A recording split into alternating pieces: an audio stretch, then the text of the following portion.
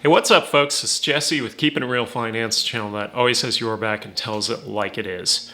Well, today's video, I'm going to be taking a look at the Bitcoin chart, the overall market, and we're going to try and answer the question of, do we have a rebound coming or not? And that's kind of the gist in the video today, is that we're going to be, kind of analyzing what's going on in the Bitcoin chart. We'll take a look at the rainbow chart. I'm going to be looking at some of the FUD that's out there. We'll try to answer that and really just give you a good barometer check for what's going on in the market and what it all means for anybody who's investing in this market. Whether you're investing into cryptocurrency, into stocks, into something else, whatever. That's what we're going to try and tackle in today's video. So I'm glad to be back. I was out all last week on vacation. So far this week I have been sick, so I'm a little congested in this video. So hopefully I still have some coherent thoughts and they're not too rambling. But I just want to sort of, tell everybody what I see out there, what looks good, what looks not so good, and then we'll sum up this video with some final thoughts in terms of where it's all heading, okay? So if you enjoyed today's video, don't forget to hit the like button. If this is your first time to the channel, make sure to subscribe. And if you click the bell, you'll be made aware whenever I post time-sensitive content just like this. And now, let's get it going.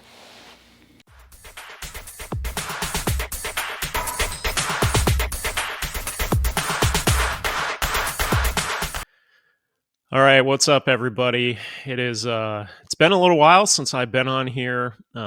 I was out all last week on vacation, riding roller coasters, visiting family, doing all that kind of good stuff. This week, I actually wanted to drop this video yesterday, but I have been sick this whole week, so hopefully I can put together some coherent thoughts for this video and kind of give you an update on what I see in the current market and what's going on. So anyway, glad to be back with you, whether it is a morning or evening, wherever you are. Thanks for tuning in. And with that, let's get this one going.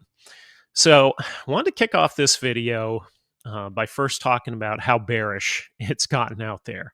I joked around earlier this week that when I was out last week, the market capsized.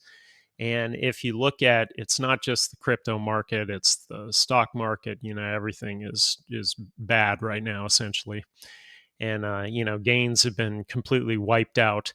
For anybody who's followed this channel for a little while, I've also got some fairly large retirement accounts, and those are down substantially on the year, and there's no crypto holdings in them whatsoever. So it's not just a crypto thing.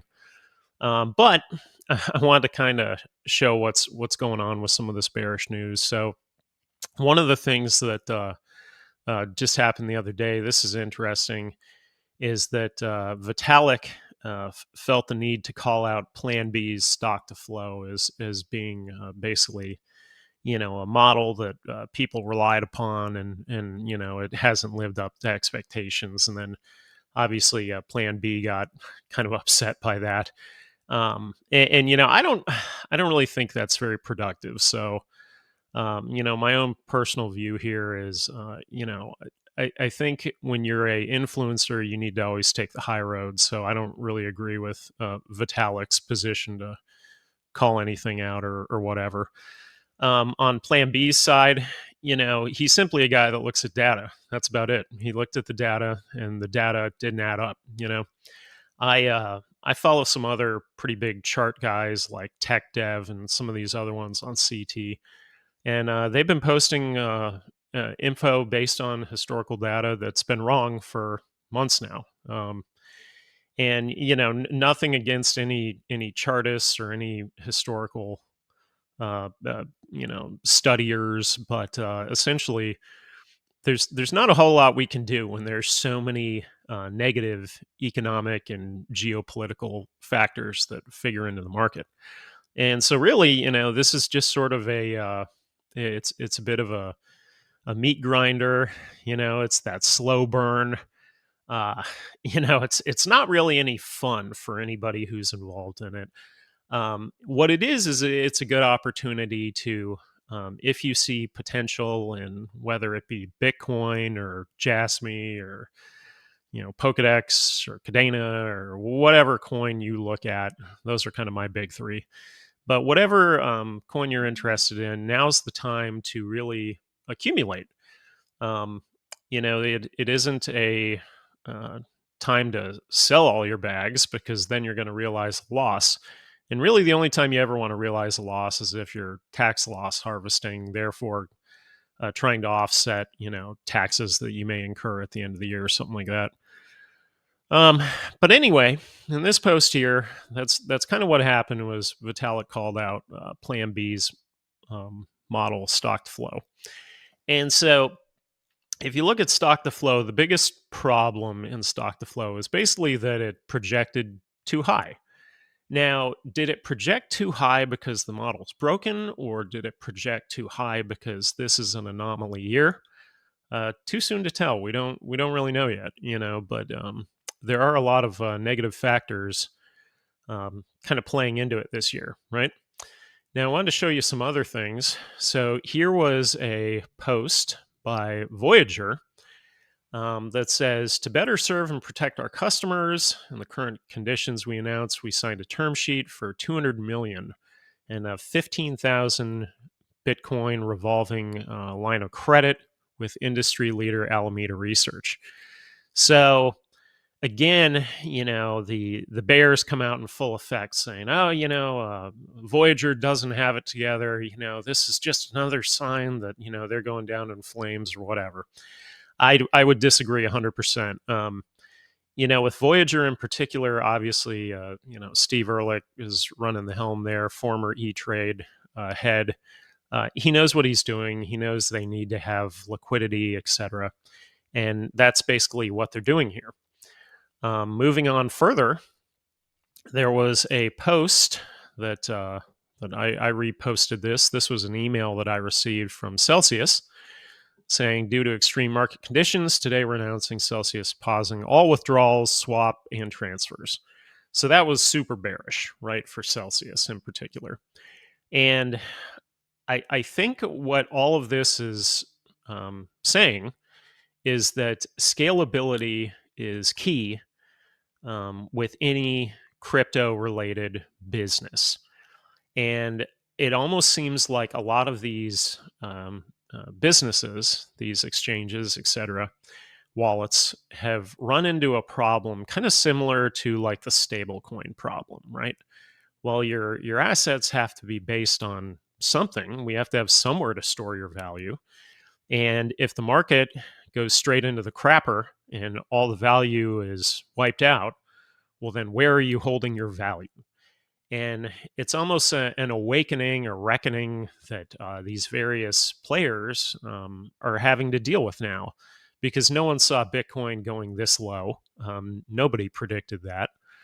We all thought we would have a quote blow off top. That hasn't happened, and it doesn't look like it's going to happen. Okay, I see no indication why that would happen this cycle. So this cycle's a bit of an anomaly. And so all of these various institutions are having to now adapt and survive, right? And would you rather have them go belly up, a la Terra USD, Luna, etc.? Would you rather have them just go belly up and tank and you lose everything? Or would you rather have them, hit the pause button and see if they can survive? And I would argue that I think we need them to try and survive. I think that would be a better outcome than to just go down in flames. And, you do see this similar thing that happens in the stock market as well, with all of the high frequency trading now, that they do these hard stops. If everything starts tanking the same day, they'll do a hard stop, a pause in trading for 15 minutes or whatever it is. Well, the reason that that's in place is for exactly this, because we don't want to death spiral all of the institutions, all the money, to just wipe out everything to turn it to zero. That's not good for anybody. It's not healthy for the market, etc. And so by seeing Voyager, look for additional credit, by seeing Celsius say, hey, we got to hit the pause button, I don't necessarily think that's the end of the world, but it is a growing pain for sure. And in Celsius in particular, it's a confidence problem, right? It's an image problem. You need to be able to trust your institutions and parties like a Celsius to continue to invest in them. And if they are suddenly freezing everything, well, you kind of lose trust. Going back to some of the stuff with like GameStop and AMC with Robinhood in particular, they had a point in time where they did exactly that. They froze everything, and I'll readily admit I lost trust. Right, so I haven't used them since, and that was a good year plus ago. So I would imagine that Celsius is going to run into these same issues moving forward. But at the same time, what else are they to do? Do they simply let their whole institution just kind of go down in flames, and that's that? They get sued into eternity with class action lawsuits and everything that's happening with Do Kwon and Terra, or do they hit the pause button and try and stop that? I would argue that Terra should have hit the pause button, and they didn't, and look what happened, right? So anyhow, that is kind of some of the main bearish points here. Now, I wanted to take a look at the Bitcoin chart. So here's the chart over at TradingView. This is the current Bitcoin chart. You can see here, so at the top, this is the chart. I've got the volume below it. I've got the EMAs going. I've also got the stock RSI, and I have the market cipher B turned on. So where we're at currently in this, so I see good and bad, right? So I want to share exactly kind of what I'm taking out of this. So in the main chart up top, obviously we're in a downward bearish pattern, and the EMAs are all firmly bearish. Not a single one of them is bullish. So this is all clearly bearish. And the question is well, where does it go from here? Do we have a turnaround? Yes or no? One interesting observation is in the volume down here. I've been pointing this out for quite a while that we've had next to no volume in Bitcoin, dating all the way back to last summer or before. And we've had some huge red sell-offs, some red spikes that have come through here. Some of that obviously related to Terra, other bits, for different reasons. But what I wanted to point out is there's actually a very substantial green spike right here. And so I think what I'm trying to say is that eventually Bitcoin is going to be very attractive to even the people who don't really regularly invest in it. And I think, the one of the problems with Bitcoin is that the maxis like to push it as the one and only coin. And there's a lot of really good reasons behind that. And I do agree with the vast majority of them. But Bitcoin also, I've argued in the past, sort of isn't as sexy as some of these altcoins that come along that have huge rates of return, etc. Now, obviously, again, going back to Terra and UST, they had a huge rate of return, and look how that turned out. Not so good. So historically, Bitcoin returns over 200% per year on average. But is that turning around? Hard to say. Again, there aren't enough Bitcoin owners around the world to say that this is it, right? There can be way more people to buy Bitcoin. So I think Bitcoin's going to go significantly higher from where it is today, long term, absolutely. But in the meantime, we've just got this bearish global market. And so looking at, I've got the Fibonacci on here. We're kind of in this lower level right now. And could we float through this for a while? Yeah.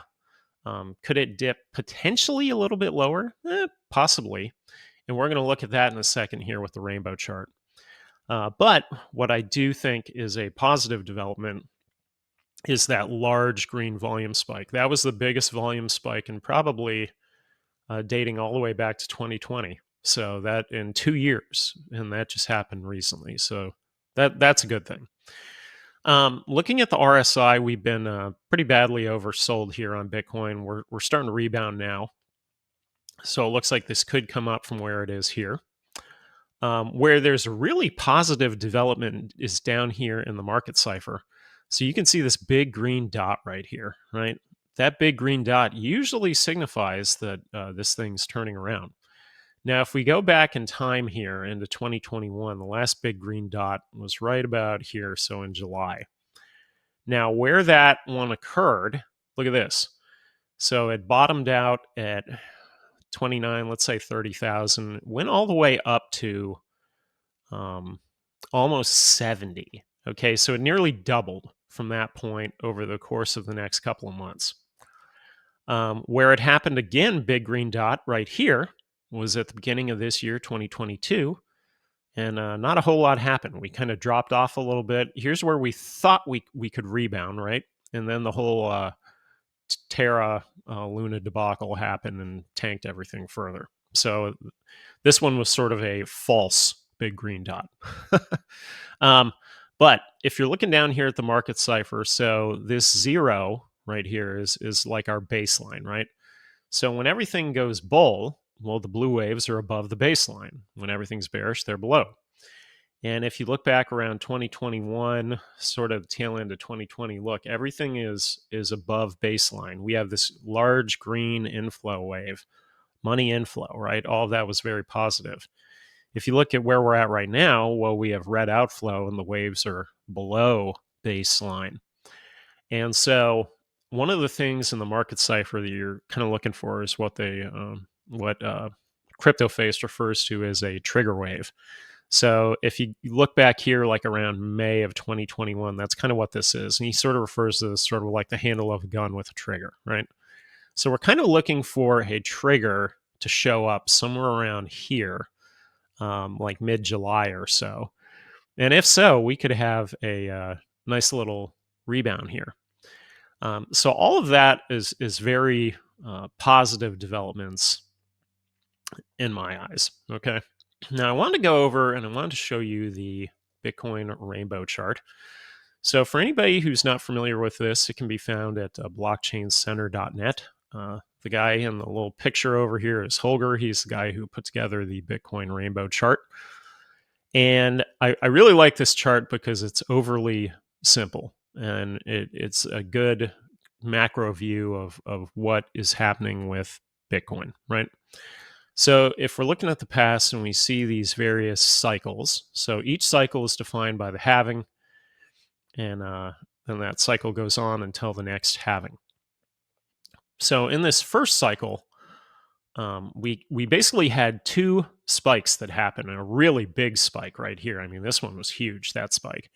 Really big spike. So big it went outside the rainbow, right? You know, it makes me think of like Skittles. Taste the rainbow, right? We went outside the rainbow. That was so big. It then dipped down from there about, a little past halfway through the cycle, gets into this dark blue color, the very bottom of the rainbow, follows that all the way through the halving for years, essentially. This is a multi-year span that it was in the dark blue, okay? Next cycle, so this is, 2018, had a nice little spike, didn't go through the rainbow like the previous cycle. About halfway through, drops off a cliff, hits the dark blue, has a little bit of a rebound, though. You see that? We had a rebound. This previous cycle, we did not have a rebound. This one we did. Again, it stays near the dark blue, kind of the greenish area for quite a while, couple years. If you look at where we are at today, so again, our mountain kind of has gotten less and less each cycle, right? Our peaks. And where we're at now is firmly in the dark blue. And it says right here, basically a fire sale. So this is the cheapest you're ever going to find Bitcoin per the rainbow chart as it goes up in value long-term over time.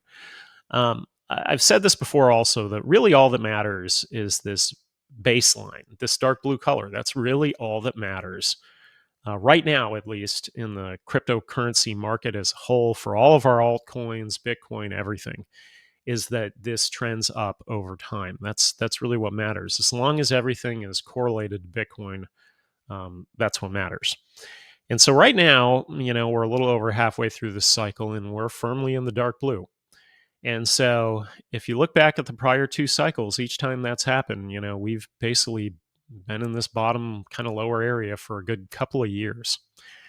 And the real question is, what does the second half of this cycle have? Do we have a rebound? Yes or no? And if you look at that previous cycle, we did have a little bit of a rebound. So if we had a same or similar rebound, we could even get all the way back up to 70,000 plus, even 100,000. Look at this. So the yellow color could even take us above 100,000. I do think this is possible. It's possible. But here's the big problem. And this, I don't know if everyone wants to hear this or not, but whatever. It is what it is.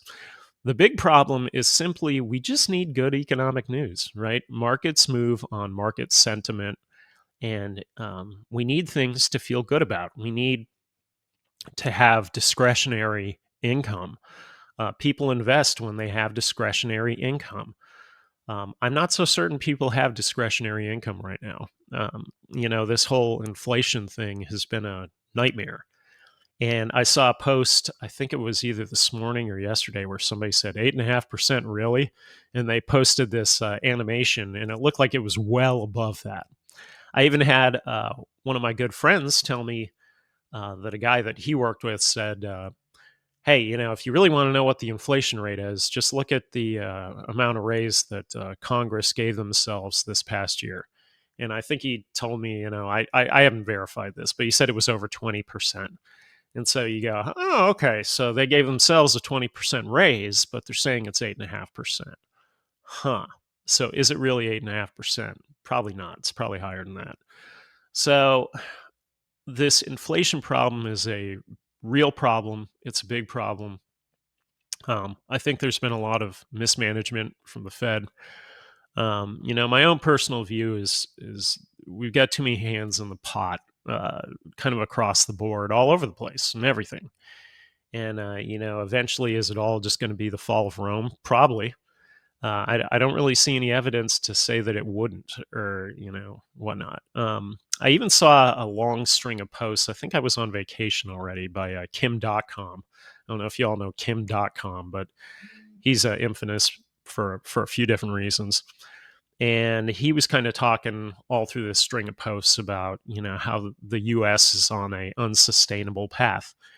And I tend to agree with that. I do think we're on an unsustainable path. And so, you can't print your way out of debt, and we can't continue to keep doing things the way that we've done them that's created this problem in the first place. At some point, we really need to either get it under control, or the problems are just going to sort of get exacerbated and made worse. In addition, if you look to the current inflation rate, and it's the highest it's been in 40 years, well, how long did it take wages to recover from the early 80s? How long did it take for the market to firmly turn around? And I think that's what it all comes down to in the gist of today's video is, do we have a rebound this year, 2022? Do we have a rebound next year, 2023? Or is there no rebound at all? Are we just straight bearish all the way through the next halving?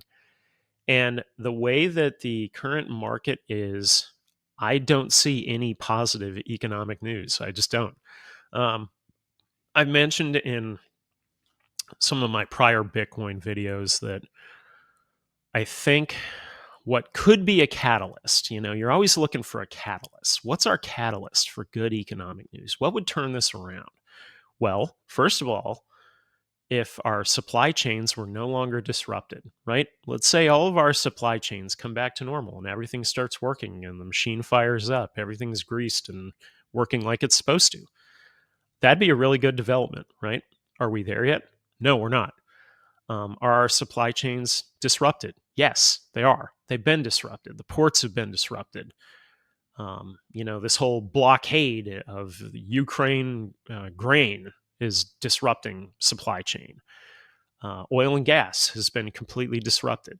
The various materials from around the planet that have to get to where they need to go for this interconnected world that we live in have not gotten there. So it's going to take time. And it's going to take a lot of time. And I think, for anybody who's an investor, there's always risk in investment, no matter what it is, whether you're investing in real estate, whether you're investing in cryptocurrency, in the stonk market. That just sounds ridiculous. I have a hard time saying that. But whatever you're investing in, there is always an inherent risk that you may not get a very good return on your investment. As I mentioned earlier, I've got retirement accounts that on average, I want to say they're down by 30% for the year. That's not a very good investment, right? But long term, what matters is the historic baseline. That's all that matters in any investment is the historic baseline, right? If you're investing into real estate, for example, you're investing in the historic baseline that property is going to be worth more over time. That's what you're investing in. So there's always going to be opportunities out there for investors and investment. There's things that you can do to try and get rich quick. Those types of investments have never panned out for me. They just haven't. I've tried them before. I've tried doing penny stocks before crypto was around. I've tried doing that stuff. I've tried looking into flipping properties and whatever. The truth though is that I'm nearly 40. I'll be 40 next month. So happy birthday to me next month. But the best investments that I've ever made have been slow and steady.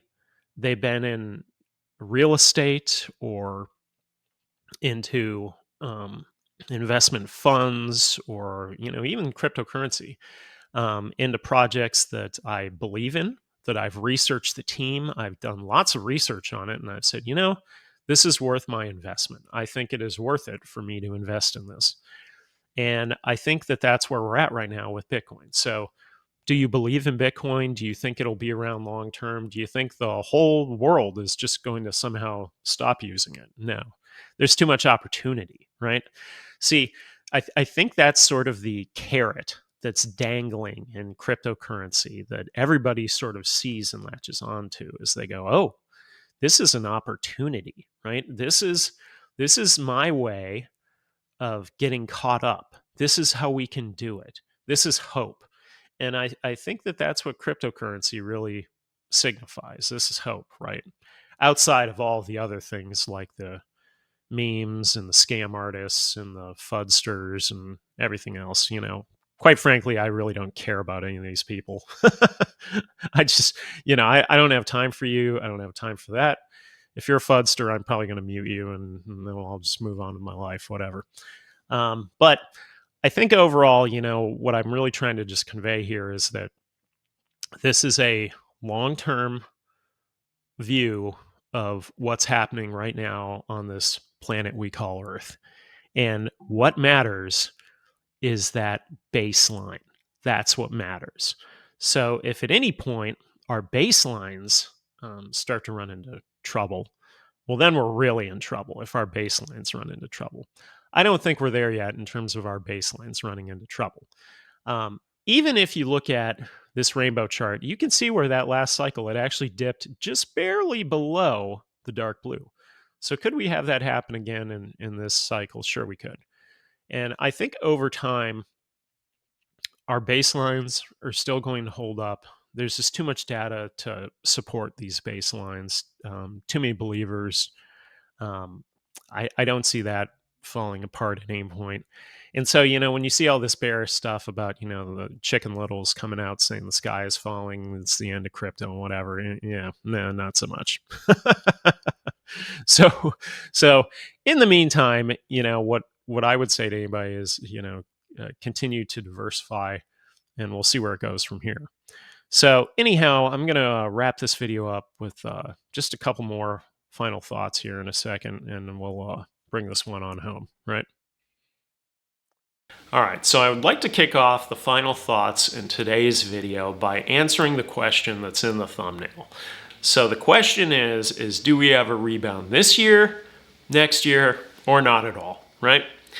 And so far, to date, I've been looking for a rebound this year. I've talked about it in prior videos that I thought a catalyst to a rebound could be the end of the Russia invasion. But as time moves on, it doesn't look like they're willing to give up that position whatsoever. And as long as it's only Ukraine who's fighting back and not other countries directly involved, then it looks like that could go on longer. And so could we have a rebound then next year? Yeah, we could have a rebound next year. Again, what we're looking at is we need some good geopolitical, we need some good economic news. So whether it's in the spring, something could happen, sure. You know, if we get some good inflation numbers, that the inflation's finally going down, that would be a really positive thing. If we get some information saying our supply chains are coming back to normal and everything's starting to work again, that would be a really positive thing. In terms of, you know, gas and oil moving, you know, there's all kinds of little economic inroads that we could make that would make a big difference on the market as a whole. And you can tell that the market is bearish when just about every other post, whether it be on CT, you know, the news, online, wherever, is talking about, are we in a recession? If you have to ask the question, are we in a recession? Well, we're probably either pretty close to one or yes, we're in one, right? So when you go into a recession or you're near a recession, you don't just come out of that immediately. We don't just flip a light switch and turn things around and then everybody's happy again, everything's bullish and running away freight train, right? That's not how it works. So all of these patterns and trends take time. It's a long-term thing. And so in terms of a rebound, could we have a rebound next year, 2023? It's possible. We could have a rebound next year. You know, right about the time that the entire market throws in the towel and says, that's it, there's no rebound, then we could have a rebound, right? Sometimes that's how it works. But if on the other hand, let's say that we don't have any positive economic news from now all the way through the next halving, which is spring of 2024. What happens then? Well, if that were the case, then the rainbow chart that I showed earlier in the video, we would be in that firmly kind of dark blue color. We'll bounce around for there, give or take. We'll go up a little, down a little, whatever. We'll not really have any significant gains all the way through until that next halving. And if that is indeed the case, there isn't anything wrong with that, okay? Right now is a accumulation phase. Now, I did see a post, you know, I think it was Joe Dirt, shout out to you, did a post where, you know, it's Morpheus, and he's saying, what if I told you, you know, there is no bottom, that it just keeps dropping indefinitely, right? That's funny. Because I know, at least me personally, I feel like that some days where I'm like, you know, I feel like I just keep on investing and these positions just kind of keep dropping. But on the flip side of that coin, this isn't my only bag. So I've got other investments out there and I would recommend you do the same. So overall though, it looks like if we're going to have a rebound, it would probably be next year. And if not, then we're just going to keep riding this thing all the way into 2024. Now, people who end up coming out ahead long-term in a macro view on investments are ones who just kind of steadily invest over time. You know, you do whatever works for you. If you want to invest, great. And if you don't, great. But if you don't invest and you try to start buying in again when everything goes up, then you'll have missed this whole window when everything was at the bottom.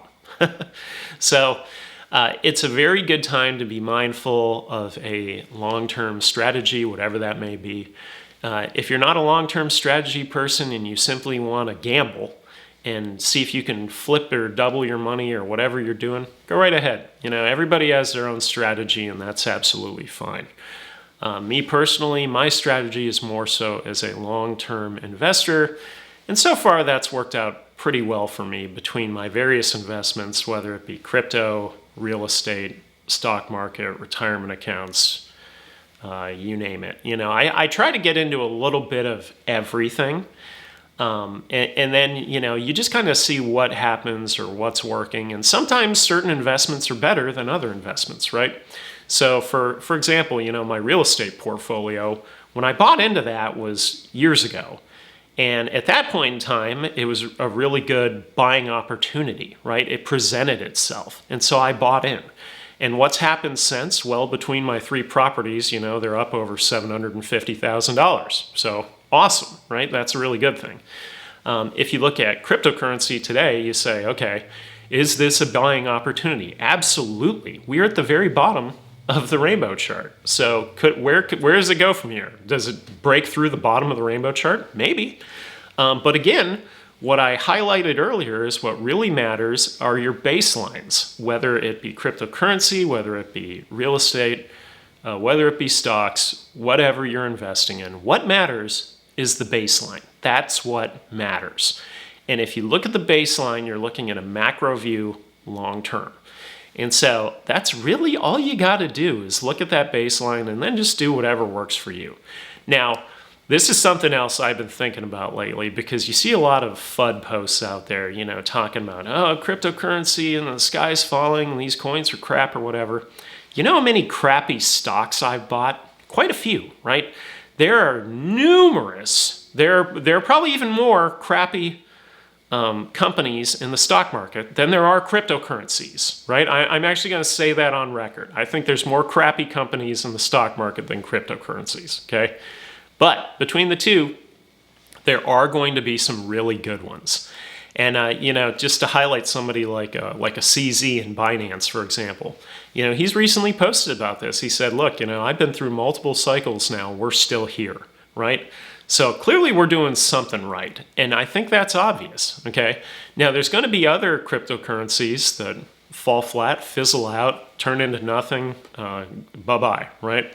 I talked numerous times throughout this video about Terra and what happened, with Luna and the stable coin. A lot of issues there. And so I think what this is a really good time for us to be reflective and to look at your entire portfolio and to say, is this currency working for me? Yes or no, right? A problem that I tend to have is that especially earlier in the life of this channel, I was always reviewing new coins, right? And I'd find a new one, I'd go, oh, I need to get into that one, right? And I'd get these various positions. And I think what I've realized since that time is that I probably needed to consolidate a little bit more and not be as spread out, right? So maybe moving forward, I have a handful, 5 to 10, as opposed to 15 to 20 coins, something like that. Maybe I just go a little more heavily into my big 3. I could do that too. Whatever. But there's lots of opportunity out there, and I think really what you want to focus on right now is the team behind a project. Is this team invested? Are they committed? Are they making the right decisions? That's one of the things that came out with Do Kwon, kind of that whole arrogance angle. It turned a lot of people off, and they said, well, he had it coming, right? And maybe he did, yes or no, I don't know. But if you look at other currencies, what does the leadership look like of that currency? I highlighted CZ. CZ's a strong leader. I've talked on this channel about Polkadot. Gavin Wood is a strong leader. What about somebody like Vitalik? I highlighted him earlier. Is he a strong leader? Up for debate, right? In my view, his post with PlanB is kind of a low blow. I don't really understand the point in that, but whatever. Everybody's entitled to their own opinion. Fine, don't care.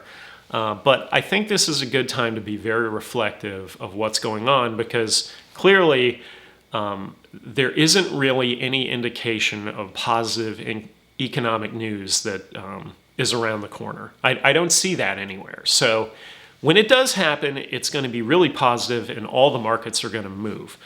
But until that happens, we really just don't have a whole lot to hold on to right now. So this is where you're really just kind of identifying opportunities and then taking advantage of them if you want. And if you don't, then don't. Don't take advantage of them, okay? So that's where I stand on this. I personally think that we are probably more so just going to head into 2024. That's just kind of how I'm feeling.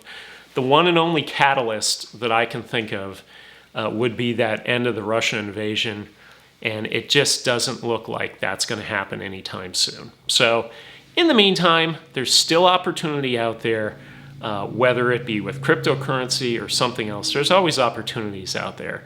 And really, you know, the people who recognize opportunities are the ones who end up doing well in the long run, okay? So it's always good to have a very overall perspective, kind of macro, long-term view. So anyway, that is it for today's video. I hope you enjoyed it. It was good to be back. I'm sorry I'm congested. As I mentioned earlier, you know, last week, I was riding roller coasters. My son nearly killed me. I was at Hershey Park in Pennsylvania. Had a great time, by the way. If you've never been to Hershey Park and you're in the U.S. or you're not in the U.S. and you want to go there, some amazing roller coasters are at Hershey Park. Had a really good time, visited family. But this week I've just been sick, and I wanted to put this video out yesterday, and I just couldn't get it together. And so I'm still going to have my Jasmine video at the end of the week. I'll see if I can maybe fit another one in tomorrow. But I overall just wanted to kind of tell you all that, hey, I'm back. I haven't gone anywhere. I'm still here. You know, you wanted these little glimpses into my life. I'd be happy to share them with you. Truly enjoy the collaboration and everybody out there on CT as well as YouTube. So big thanks to all of you. And that is it for today's video. So if you enjoyed the video today, make sure to hit the like button. Don't forget that I am also on Twitter at KIR Finance, where you can find me tweeting and retweeting on a regular basis. Check me out there. And lastly, for a friendly reminder, this is Jesse with Keeping It Real Finance, channel that always says your back, tells it like it is, and I will see you on the next one. Later.